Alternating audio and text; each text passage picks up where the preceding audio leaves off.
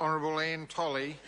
Mr Speaker, I feel privileged to stand here in this House today as the MP for East Coast for the third reading of the Ngati Porou Claims Settlement Bill.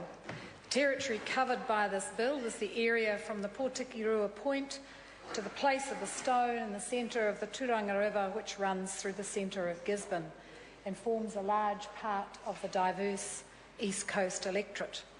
Mr Speaker, this is a unique day in Parliament, and I think it is fitting then that the Ngati Porou form part of this very unique experience.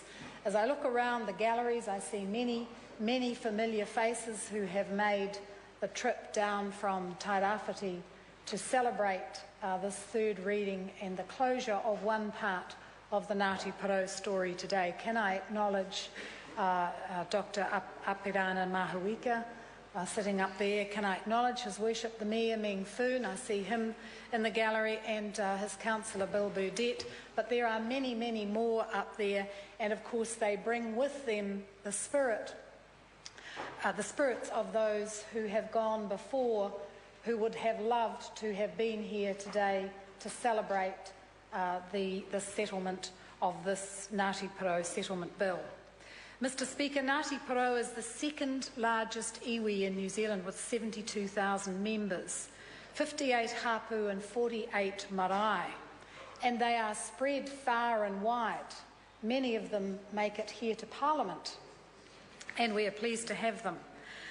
In fact, I was in Christchurch last year following the earthquake, meeting with some Ngāi Tahu there and talking about how we would be helping them with some of the kohanga reo that had been badly damaged in the earthquake, and they informed me that there were more Ngati Porou living in Christchurch than there were up on the east coast. And I don't know whether that's correct, but it does indicate the difficulties of the area that we all come from, which is quite remote in New Zealand, and the last couple of weeks have actually shown us just how remote we are when first we lose our roads and then we lose our rail.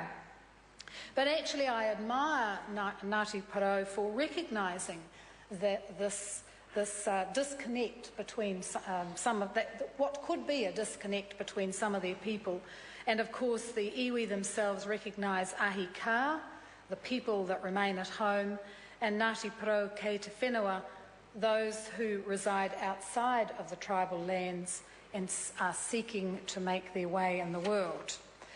Mr Speaker, Ngati Porou has a proud history of working with the Crown to preserve the New Zealand way of life, and many Ngati Porou fought in World War II in the Maori Battalion. Ngarimu VC, the first Maori New Zealander awarded a Victoria Cross, of course, was of Ngati Porou descent, and their spirit lives on not just in the stories and the recognition of their valour, but also with the 28th Maori Battalion Memorial Scholarships.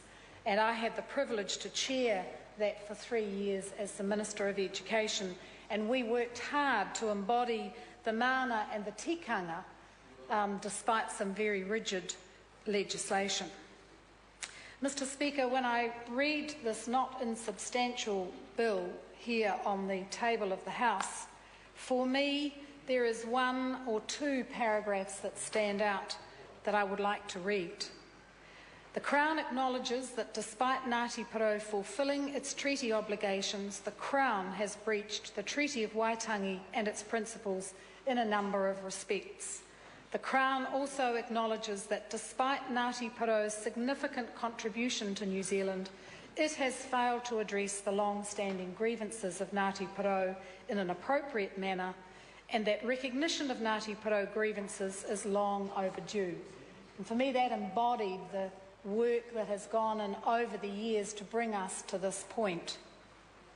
Mr Speaker, there is one other part that I wanted to read out, and it was interesting that my colleague Nanaia Mahuta referred to education in Ngati Porou, because there is a paragraph here where the Crown acknowledges the significant harm Ngati Porou children suffered by being punished for speaking their own language in Crown-established schools for many decades, It also acknowledges that the education system historically had low expectations for Māori academic achievement, and that the educational achievement of students in East Coast schools have lagged well behind those of other New Zealand children.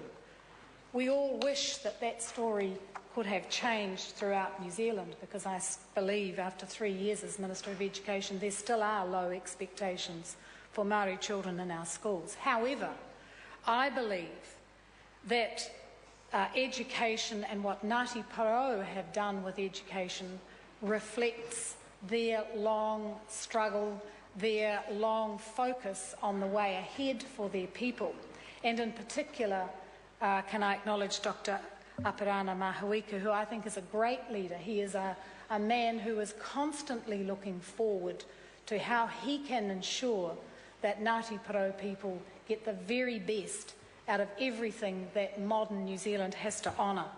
And the education program that was put into place and overseen by Ngati Porou over the last years has reaped enormous rewards, to the point that when ERO went in and had a look at those schools last year, there was hardly a school that hadn't made significant improvement in focusing on the achievement of their children. And I think that that is a great testament to not only the leadership of the iwi, but the commitment of the families, the teachers and the communities to ensure that every opportunity is given to Ngati Porou children for the future. So, Mr. Speaker, I'm delighted to stand as the local MP to welcome all those who've come from Tairāwhiti here to this House to celebrate the end of this particular journey, knowing that it is just the beginning of the longer journey in the partnership between the Crown and Ngati Porou. Kia ora tātou.